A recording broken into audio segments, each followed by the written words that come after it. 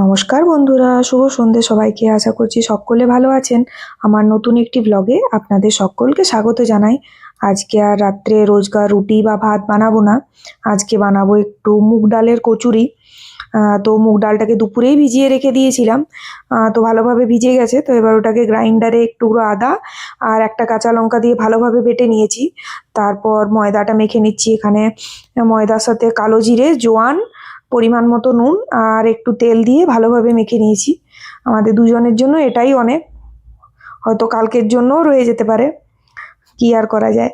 এখানে কড়াইতে সামান্য পরিমাণে তেল দিয়ে, অনেকে ঘি দিতে পারেন, ঘি দিলে আরও সুন্দর হয় খেতে, কিন্তু আজকে আমি আর ঘি দিলাম না। আজকে অনেকটাই দেরি হয়ে গেছে, মানে গিয়েছিলাম একটু মাছের বাজার করতে, কিন্তু মাছ আজ ভালো পেলাম না। আমাদেরই ভুল, আমাদের একটু ফোন করে যাওয়া উচিত ছিল। আসলে আজকে আসে মাছ, আজকেও টাটকা মাছ আসে, কিন্তু বললো কোনো কারণবশত হয়তো আসেনি। তো ঘুরেই এলাম।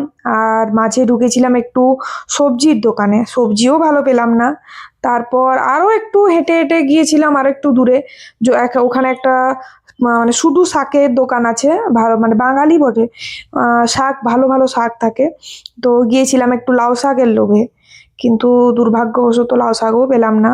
আসলে আসে বৃহস্পতিবার আর সোমবার লাউ শাক আসে, কিন্তু মানে যাদের এগুলো এত পছন্দের জিনিস এখানে পাওয়া যায় না। তো এখানে পালং শাক, তারপর এমনি অন্যান্য শাক সচরাচর পাওয়া যায়, পালং শাক, মেথি শাক, তারপরে অনেক কিছুই পাওয়া যায়, কিন্তু লাউ কুমড়ো শাকটা আমি সচরাচর দেখি না।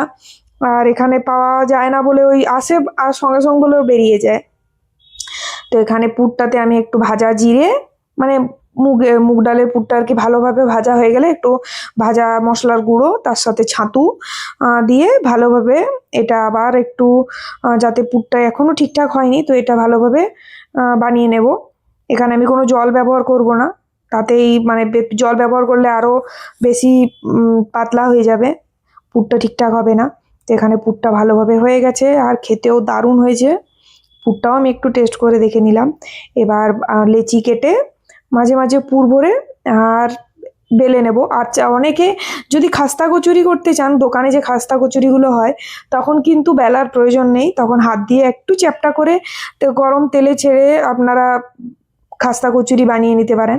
তো আমি আর খাস্তা কচুরি বানালাম না, যেহেতু আমি আজকে রাত্রে ডিনারে সবজির সাথে খাবো, তো সেই জন্য আমি ওই বেলে নিয়ে পরেই ছেঁকে নিলাম আর কি। তো এখানে লেচিগুলো আমি কেটে নিচ্ছি, তারপর মাঝে পুর ভরে আর মানে পরিমাণ মতো আর কি বেলে নেব। আর বাইরে আমরাও ঘর ঢুকেছি আর বৃষ্টিও শুরু হয়ে গেছে। আর ওই দোকানটাতে আমার আরও যাওয়ার কারণ হচ্ছে, মানে আমার হাজব্যান্ড একাও চলে যেতে পারতো, কিন্তু আমার যাওয়ার কারণ হচ্ছে ওই দোকানে দুটো বিড়াল থাকে, আর আমি বিড়াল তো ভীষণ ভালোবাসি, আর বিড়ালগুলোকে দেখতেই যাওয়া, তো ওটা দেখার লোভ আমি সামলাতে পারি না। আর বিড়ালগুলো এত সুন্দর, একটা অরেঞ্জ আর একটা একটু ওই কালো কালো এরকম, কিন্তু দেখতে দারুণ। তো ওদের লোভেই আমার যাওয়া, ওরা মাছের দোকানে ঘুরঘুর করে।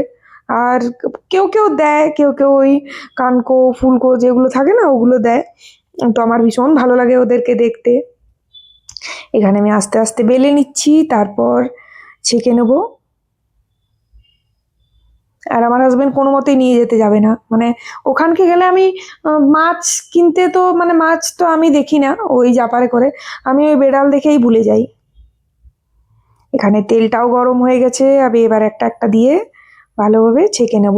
আর ভিডিওটি ভালো লাগলে লাইক, কমেন্ট, শেয়ার আর চ্যানেলটিকে সাবস্ক্রাইব করে দেবেন। ধন্যবাদ।